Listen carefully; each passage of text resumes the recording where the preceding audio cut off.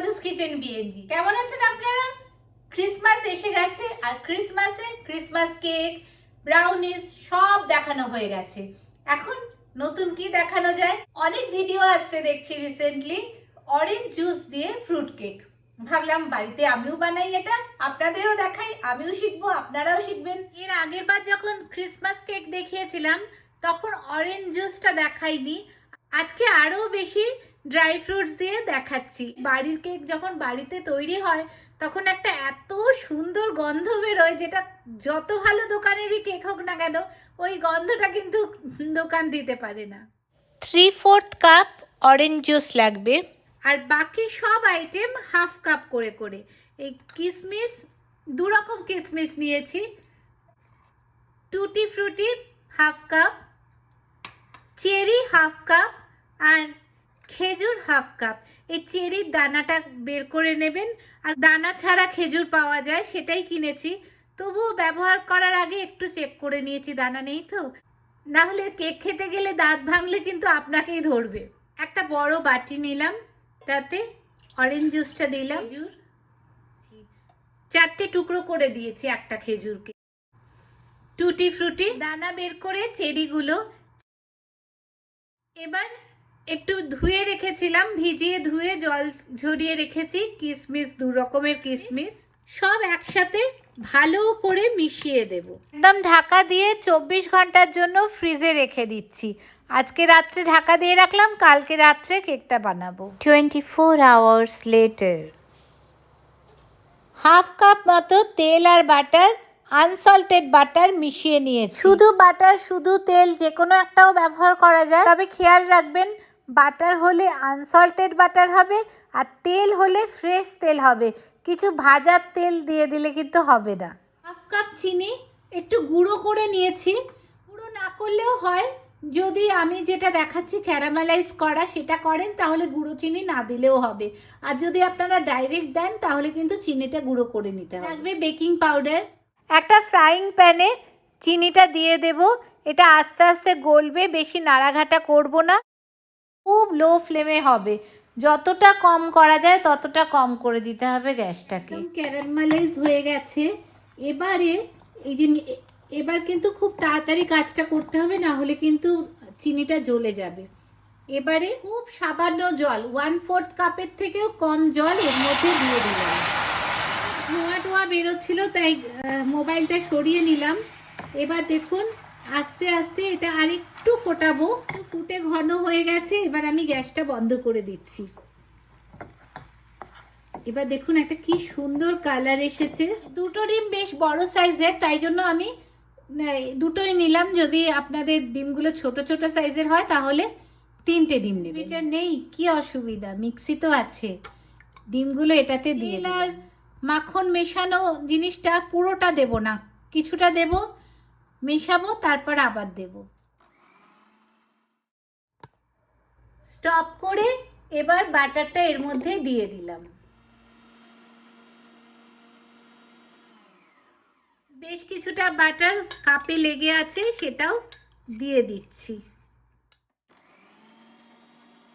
মিক্সিটা একবারে পুরোটা চালাবো না, একবার চালাবো স্টপ করব, চালাবো স্টপ করব, এইভাবে মিক্সিটা চালাবো। কি সুন্দর ব্যাটারটা হয়ে গেছে। ক্যারামেলটা এর মধ্যে দিয়ে দিলাম, খুব ভালো করে মিশিয়ে দিচ্ছি। হাফ কাপ ময়দা লাগবে, এর মধ্যে 1 টিস্পুন বেকিং পাউডার দেব। বেকিং পাউডার আর ময়দাটা আগে ভালো করে মিশিয়ে নেব। এবার এই ময়দা আর বেকিং পাউডারটা ভালো করে মিশিয়ে এর মধ্যে দিয়ে দিই। এবার খুব ভালো করে মেশাবো। এই মেশানোর একটা নিয়ম আছে, আমি আগেও কেক বানাবার সময় আপনাদের বলেছিলাম, সব সময় 8 প্রথমে এমনি মিশিয়ে নেবেন, তারপরে সব সময় 8-এর মতো করে মেশাবেন, ইংরেজি 8 বাংলা 4, তার মতো করে মেশালে মিশ্রণটা খুব ভালো হবে। এবার কালকে যে ভিজিয়ে রেখেছিলাম অরেঞ্জ জুসের মধ্যে এগুলো সব এর মধ্যে দিয়ে দেব, একটু তুলে রাখবো ওপরে, ওপরে দেওয়ার জন্য, সাজানোর জন্য, বিশেষ করে চেরিগুলো।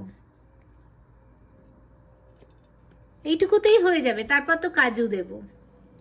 হাফ কাপ মতো কাজু নিয়েছি, এটাও সবটা দেব না, একটু রেখে দিয়ে বাকিটা দেব। ওপরে সাজানোর জন্য একটু রাখলাম। এবার ভালো করে ওপর নিচ করে মিশিয়ে দেব। এই ক্যারামেলাইজের জন্য এই কালারটা এলো খুব ভালো। আমি তো এয়ার ফ্রায়ারে করবো, তাই এমন একটা বাটি নেবেন যেটা এয়ার ফ্রায়ারে ভেতরে যায়। প্রথমে খুব সামান্য তেল দিতে হবে। তেল দিয়ে ব্রাশ দিয়ে পুরোটা ভালো করে মাখিয়ে নিতে হবে। আমি বাটার পেপার দেব। আপনারা যদি ডাইরেক্ট দেন তাহলে এইখানে একটু ময়দা ছড়িয়ে দেবেন, ময়দা ছড়িয়ে ব্রাশ করে দেবেন, তাহলে ওটা খুব সুন্দরভাবে উঠে আসে। প্রথমে বাটার পেপার এরকম সরু করে কেটে নিলাম আর চারদিকে ঘিরে দিলাম। বাটার পেপারটা দিয়ে বাটিটা খুব ভালো করে ঘিরে দিয়েছি, ভেতরেও বাটার পেপার দিয়ে দিয়েছি। এবারে এই মিশ্রণটা আরেকবার ভালো করে মিশিয়ে নিয়ে এর মধ্যে দিয়ে দেব। বাটিটা কিন্তু পুরোটা ভর্তি করব না, এতটা মতো বাকি আছে দেখুন, যাতে কেকটা ফুলে উঠলেও কেকটা যেন বাটি থেকে বেরিয়ে না যায়। এবার ওপর থেকে একটু এইগুলো একটু সাজিয়ে দেব, পুরো ভর্তি করে দিতে হবে। টুটি ফ্রুটি, খেজুর সব কিছু দিয়ে ভর্তি করে দিতে হবে। এবার উপর থেকে এই কাজু টাজুগুলো একটু দিয়ে দেব, ছড়িয়ে ছড়িয়ে দিয়ে দেব। একটু ডিজাইন করেও দিতে পারেন, দেখতে ভালো লাগবে। ক্রিসমাস কেকের একটা আলাদা টেস্ট হয়, বলুন। দেখুন কি সুন্দর হয়েছে। এয়ার ফ্রায়ারে কেক কিন্তু খুব ভালো 180 ডিগ্রিতে আছে আর 3-তে দেব। এখন প্রিহিট হচ্ছে, প্রিহিট হয়ে গেছে। এখন এইটা আস্তে করে এর মধ্যে বসিয়ে দিলাম। ঠিক 12 মিনিটের জন্য বসাবো। অ্যাকচুয়ালি 15 মিনিট হয়তো লাগবে, কিন্তু 12 মিনিট করে দেখবো ঠিক হয়েছে কিনা। যদি দেখি তখন লাগবে, তখন আরো 3 মিনিট চালাবো। 12 মিনিট হয়ে গেছে, একবার বাইরে বের করে দেখি কেমন হয়েছে। বাহ, দেখুন কি সুন্দর দেখতে হয়েছে, একদম রেডি মনে হচ্ছে। একটা টুথপিক দিয়ে দেখতে পারেন, আমি একটা এই কাবাব স্টিক দিয়ে দেখছি, একটু এখানে দেখা যাচ্ছে, তাই জন্য 3 মিনিটের জন্য চালাবো। অ্যাকচুয়ালি আপনারা 15 মিনিটের জন্য চালালেই ভালো। 15 মিনিট হয়ে গেছে, আরো 3 মিনিট দিয়েছিলাম। দেখুন কি সুন্দর হয়েছে। এখন আর স্টিক থেকে কিছু বেরোচ্ছে না, একদম কেকটা রেডি। দেখুন কত সহজে কেকটা বেরিয়ে এলো। বাটার পেপার দেওয়ার জন্য এত সহজে বেরিয়ে এলো, কিন্তু এমনিতেও আপনারা যদি তেল আর একটু ময়দা ছড়িয়ে দেন তাহলেও এত সুন্দর বেরিয়ে আসবে। বাটার পেপারটা সরিয়ে নিলাম, এখন রেডি টু ইট অথবা রেডি টু সার্ভ। 13 মিনিটে একটু গোল্ডেন ব্রাউন ছিল, এখন দেখুন একটু কালচে ব্রাউন বা ডার্ক ব্রাউন হয়ে গেছে। আপনার কোন কালারটা পছন্দ? আর এই যে কালো কালো দেখছেন, এগুলো কিন্তু পুড়ে যায়নি। ওই খেজুর দিয়েছিলাম আর কালো ব্ল্যাক কিসমিস দিয়েছিলাম যে, সেগুলোতে এরকম রং এসেছে। আর আমিও তাড়াহুড়ো করে কেকটা বের করে নিলাম, হলো না দেখে আরও 3 মিনিট চালালাম। সেটা না করে ওই গরমের তাতেই 13 মিনিট করে যদি রেখে দিতাম, বেশ 10-15 মিনিট পরে বের করতাম, তাহলে হয়তো ওই গরমের তাতেই যেটুকু বাকি ছিল সেটুকু কেক তৈরি হয়ে যেত। তাই আপনারা কেকটা 13 মিনিট রেখে বন্ধ করে আরও 10 মিনিট রেখে দেবেন, গরমের তাতেই পুরো রেডি হয়ে যাবে। আর এরকম ডার্ক ব্রাউন যদি ভালো লাগে তাহলে 15 মিনিট চালিয়েই রাখবেন, কোনো টেনশন নেই। তবে যেটাই করুন, কেকটা তৈরি হওয়ার পরে কিন্তু বেশ কিছুক্ষণ গরমে রেখে দেবেন, তক্ষুনি বের করে নেবেন না, ওই দম বিরিয়ানির মতো আস্তে আস্তে ভেতর থেকে তৈরি হবে। প্রচুর পরিমাণে ড্রাই ফ্রুটস দিয়েছিলাম। দেখুন কেকটাকে কেটেছি, একেবারে ড্রাই ফ্রুটসে ভর্তি, ভীষণ ভালো খেতে হয়েছে। আপনারা অবশ্যই বানাবেন। আর একটা অরেঞ্জ ফ্লেভারটাও দারুণ লাগছে, আপনারা প্লিজ বানাবেন। আর সবাই খুব ভালো থাকবেন, খুব মজা করবেন। মেরি ক্রিসমাস, খুব আনন্দ করুন সবাই।